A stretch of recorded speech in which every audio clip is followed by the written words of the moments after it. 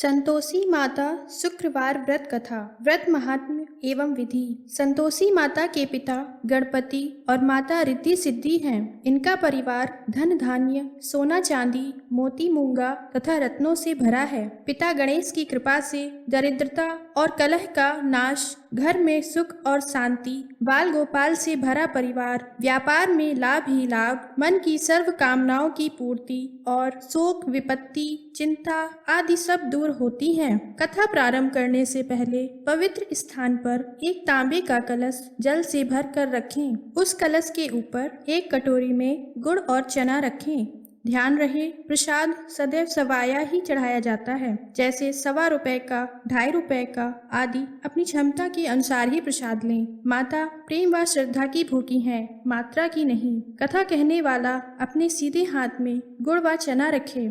कथा श्रवण करने वाले समय समय पर संतोषी माता की जय बोलते रहें। कथा समाप्त होने पर आरती करें तथा कलश में रखा जल पहले पूरे घर में छिड़कें, फिर शेष जल तुलसी को चढ़ा दें। कथा कहने वाला अपने हाथ में रखा गुड़ और चना गौ माता को खिलाए। इसके पश्चात कटोरी में रखा प्रसाद कथा सुनने वालों तथा घर के सदस्यों में बांट दें। एक समय भोजन करें। जितने शुक्रवार व्रत करने का संकल्प किया है वह समय पूरा होने पर उद्यापन करना आवश्यक है। उद्यापन में घर के तथा पड़ोस के बच्चों को बुलाकर भोजन करवाकर यथाशक्ति दक्षिणा दें। इस दिन घर में कोई खटाई का सामान न बनाएं। विधि के अनुसार व्रत करने से व्रतकर्ता की सभी मनोकामनाएं पूर्ण होंगी। परिवार में सुख शांति और व्यापार में उन्नति के लिए यह व्रत सर्वोत्तम तथा अत्यधिक सरल है। संतोषी माता की कथा। एक बुढ़िया के 7 बेटे थे। 6 बेटे कमाने वाले थे और एक बेटा निकम्मा था।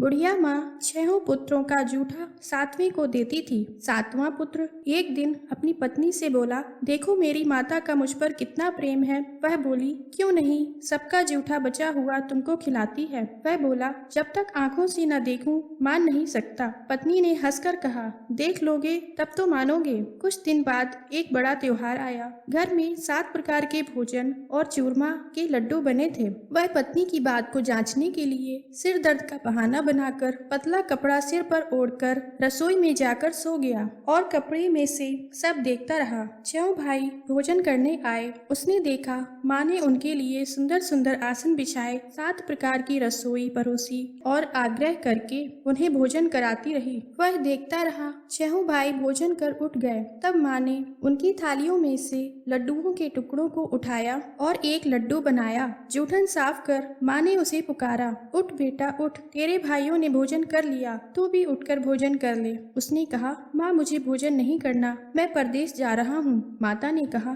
कल जाना हो तो आज ही जा। वह बोला, हाँ हाँ जा रहा हूँ। यह कहकर वह घर से निकल गया। चलते समय उसे पत्नी की याद आई।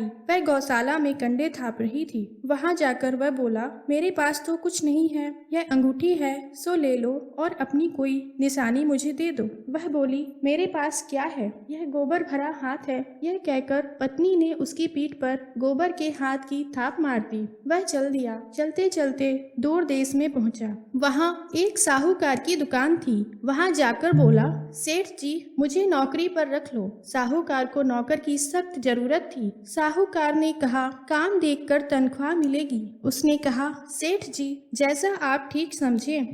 उसे साहूकार के यहाँ नौकरी मिल गई। वह वहाँ दिन रात काम करने लगा। कुछ दिन में दुकान का लेन देन, हिसाब किताब, ग्राहकों को माल बेचना, सारा काम करने लगा। साहूकार के 7-8 नौकर थे। वे सब चक्कर खाने लगे, लेकिन उसने अपनी लगन, परिश्रम और ईमानदारी से सभी को पीछे छोड़ दिया। उसे अपने किए का फल मिला। सेठ ने भी उसका काम देखा और 3 महीने में ही उसे मुनाफे में साझेदार बना लिया। परिश्रम करते करते 12 वर्ष में भी वह नगर का नामी सेठ बन गया और सेठ अपना सारा कारोबार उस पर छोड़कर बाहर चला गया। इधर उसकी पत्नी पर क्या बीती वह सुने। सास ससुर उसे दुख देने लगे। गृहस्थी का काम करवाकर उसे लकड़ी लेने जंगल में भेजते। इस बीच घर की रोटियों के आटे से जो भूसी निकलती उसकी रोटी बनाकर रख दी जाती और फूटे नारियल की नरेली में पानी दिया जाता। इस तरह 3 दिन बीत गए। इस तरह दिन बीतते रहे। एक दिन वह जब जंगल में लकड़ी लेने जा रही थी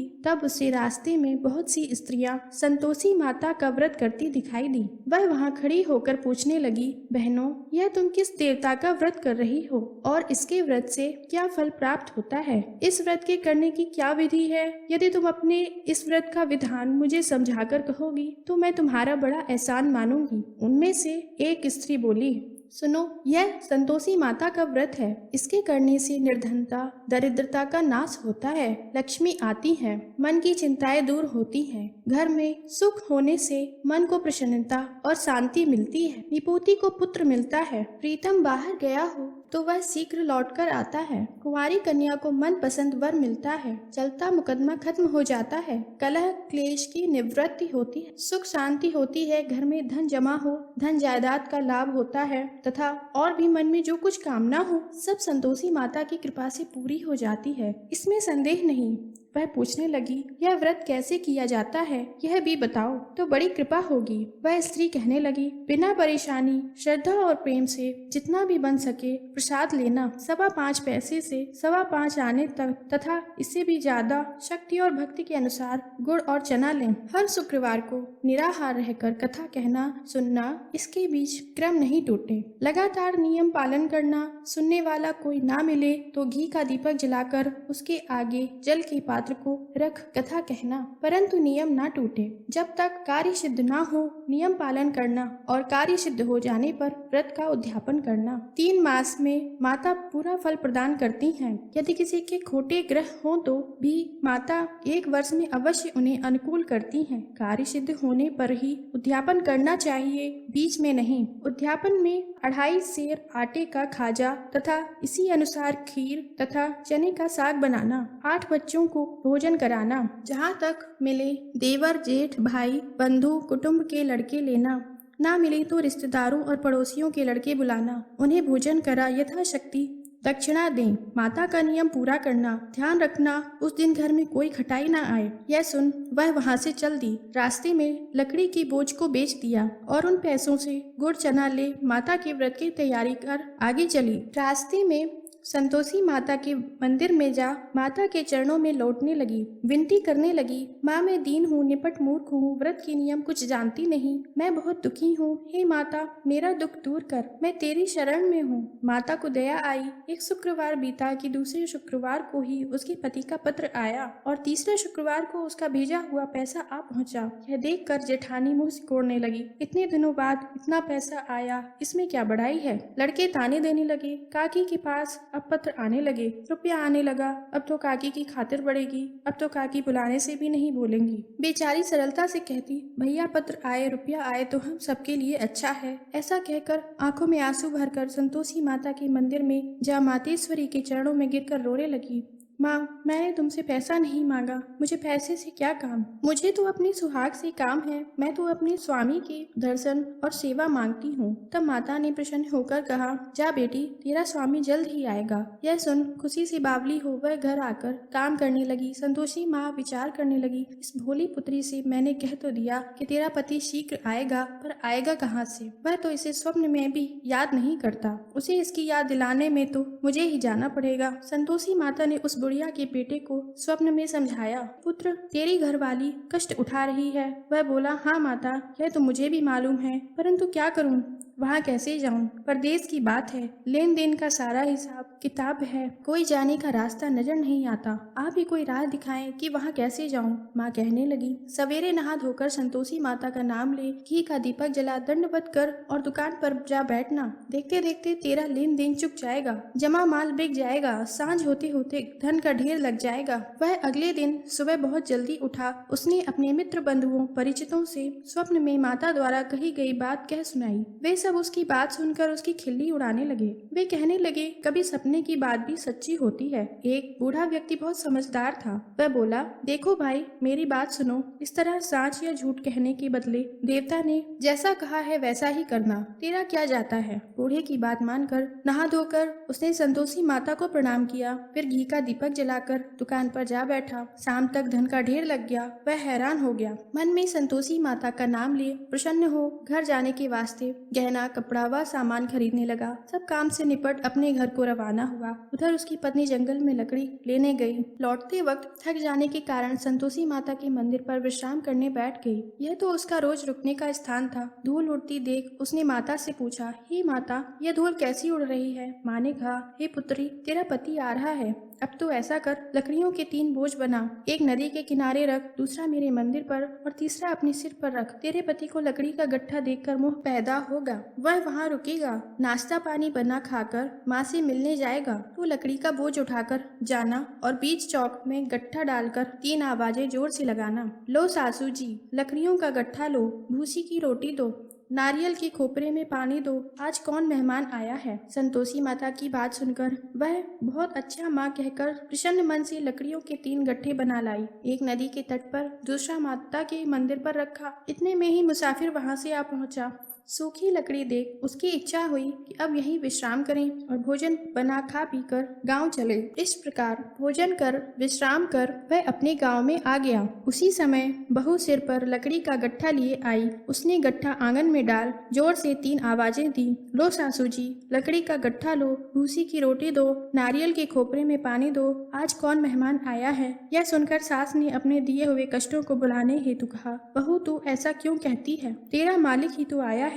बैठ, मीठा भात खाकर कपड़े गहने पहन। पत्नी की आवाज सुनकर उसका स्वामी बाहर आया और उसके हाथ में पहनी अंगूठी देख व्याकुल हो गया। उसने माँ से पूछा, माँ यह कौन है। माँ बोली, बेटा यह तेरी पत्नी है। आज 12 वर्ष हो गए जब से तू गया है, तब से सारे गांव में जानवर की तरह भटक रही है। काम काज कुछ करती नहीं, 4 समय आकर खाना खा जाती है। अब तुझे देखकर भूसी की रोटी और नारियल के खोपरे में पानी मांग रही है। वह बोला, ठीक है माँ, मैंने इसे भी देखा है और तुम्हें भी।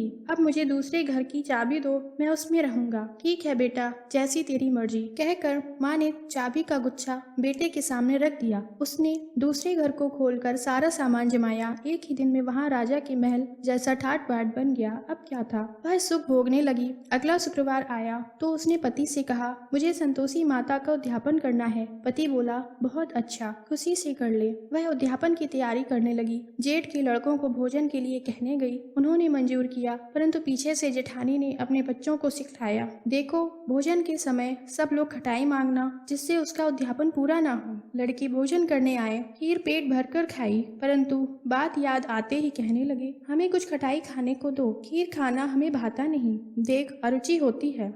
लड़के उठ खड़े हुए, बोले, पैसा लाओ। भोली बहू कुछ जानती न थी, उसने उन्हें पैसे दे दिए। लड़कों ने बाजार जाकर उन पैसों से इमली खरीदी और खाई। यह देखकर बहू पर माता जी ने कोप किया। राजा के दूत उसके पति को पकड़कर ले गए। जेठ जेठानी मनमाने खोटी वचन कहने लगे, लूट लूट कर धन इकट्ठा कर लाया था, सो राजा के दूत उसे पकड़कर ले गए हैं। अब सब मालूम हो जाएगा जब जेल की रोटी खाएगा। बहू से यह वचन सहन नहीं हुए। वह संतोषी माता के मंदिर में गई और कहने लगी, हे माता, तुमने यह क्या किया, हंसाकर क्यों रुलाने लगी। माता बोली, पुत्री तूने मेरा व्रत भंग किया है, इतनी जल्दी सब बातें भुला दी। वह बोली, माता भूली तो नहीं हूँ, ना कुछ अपराध किया है, मुझे तो लड़कों ने भूल में डाल दिया, मुझे क्षमा करो माँ। माँ बोली, ऐसी भूल भी कहीं होती है। वह बोली, माँ अब भूल नहीं होगी, अब बताओ मेरे पति कैसे आएंगे। माँ बोली, पुत्री जा, तेरा पति तुझे रास्ते में ही आता मिलेगा। वह मंदिर से निकलकर बाहर आई तो रास्ते में उसे अपना पति आता हुआ मिला। उसने पूछा, कहाँ से आए थे। वह बोला, इतना धन जो कमाया है उसका कर राजा ने मांगा था, वह भरने गया था। वह प्रसन्न होकर बोली, भला हुआ, अब घर चलो। फिर अगला शुक्रवार आया। वह बोली, मुझे माता का उद्यापन करना है। पति ने कहा, ठीक है कर लो। वह फिर जेठ के लड़कों से भोजन को कहने गई। जेठानी ने लड़कों को सिखा दिया कि तुम पहले ही खटाई मांगना। लड़के भोजन करने बैठे, परंतु भोजन करने से पहले ही कहने लगे, हमें खीर पूरी नहीं भाती, जी बिगड़ता है, कुछ खटाई खाने को दो। बहू बोली, खटाई खाने को नहीं मिलेगी, खाना हो तो खाओ। उनके उठकर चले जाने पर उसने ब्राह्मणों के लड़के बुलाकर भोजन करवाया। दक्षिणा की जगह उन्हें एक एक फल दिया। इससे संतोषी माता प्रसन्न हो गई। माता की कृपा से 9 माह बाद उसको चंद्रमा के समान एक सुंदर पुत्र प्राप्त हुआ। पुत्र को लेकर वह प्रतिदिन संतोषी माता के मंदिर में जाने लगी। माँ ने सोचा कि यह रोज आती है, आज क्यों ना मैं ही इसके घर चलूं, इसका आसरा देखूं तो सही। यह विचार कर माता ने भयानक रूप बनाया। गुड़ और चने से सना मुख, ऊपर से सूंड के समान होठ, उस पर मक्खियां बिनबिना रही थी। दहलीज में पैर रखते ही उसकी सास चिल्लाई, देखो रे,